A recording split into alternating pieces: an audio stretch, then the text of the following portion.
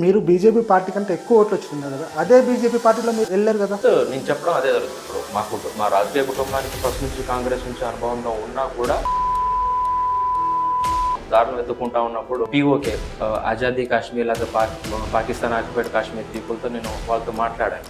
వాళ్ళతో మాట్లాడిన తర్వాత దేశం గురించి అడుగుతున్నప్పుడు మనకి ఎట్లా పాకిస్తానియన్స్ మీద ఎట్లా ఒపీనియన్ ఉందో వాళ్ళకి కూడా మన మీద ఎలాంటి ఒపీనియన్ ఉందో తెలుసుకోవడానికి ప్రయత్నం చేశారు. వైరా సీట్ బాగా పెద్దగా ఆశించారు మీరు, ఫైనల్ దాకా మీ పేరే బలంగా వినిపించింది. దీంట్లో ఎలాంటి కుట్ర కోణాలు జరిగేసి మీకు సీట్ రాకుండా కొంతమంది అడ్డుపడ్డారు అనేది చెప్తుంటారు, అది నిజమేనా? పూర్తిగా ఒట్టిపారేయలేదు, కానీ దాంట్లో కొంతవరకు మనకు తెలియని కోణాలు ఉంటాయి. కుట్రలు జరిగినాయి అనేది ఖచ్చితంగా జరిగిందని నేను కూడా భావిస్తూ ఉంటాను.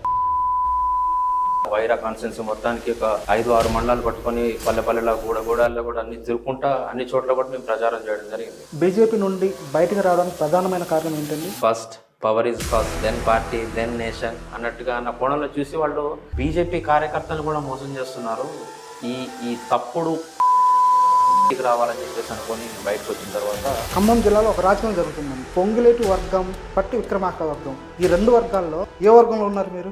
నేను కాంగ్రెస్ వర్గంలో ఉన్నా. కాంగ్రెస్ పార్టీలో వర్గాలు అనేది సర్వసాధారణం. అందాల పోటీ అని చెప్తే ఒక మాట చెప్తున్నాను ఇప్పుడు. మా దగ్గర డబ్బులు లేవంటున్నారు, కానీ మీ ప్రభుత్వం ఒక్క అందాల పోటీ వచ్చిన మిస్ యూనివర్స్ వాళ్ళకి ఒక్కొక్క ప్లేటు ₹1,00,000 ఉంటుంది. ₹1,00,000 భోజనం ఏమైనా ఉంటుందా? ₹1,00,000 భోజనం అనే మాట పూర్తిగా మీరు క్వశ్చన్ పూర్తిగా అడగలేదు. ₹1,00,000 అంటున్న భోజనం ప్లేటు, ఆ ప్లేట్ ₹1,00,000 తెప్పించేంత ఇది కాబుల్టీ ఉంది తెలంగాణ ప్రభుత్వం దగ్గర. మా దగ్గర డబ్బులు లేనప్పుడు ఈ ₹1,00,000 ఎలా ప్లేట్ భోజనం పెట్టిస్తారన్న? ఇదే అన్న, ఎట్లా అంటే నోరు ఉందా అని చెప్పేసి ఏదైనా మాట్లాడితే ₹1,00,000 అనేది పూర్తిగా వాస్తవం. లాంటి వాళ్ళు కూడా ఇవాళ ₹1,00,000 భోజనం చేస్తారంటే మరి కూర్చునే ప్లేస్ బట్టి మారవచ్చు. కానీ నేను ఒకటే మాట చెప్తాను, ఇవాళ అందాల పోటీలు పెట్టడానికి అందాల పోటీలు ప్రోగ్రాంలో డిసైడ్ చేసింది తెలంగాణ ప్రభుత్వం కాదు.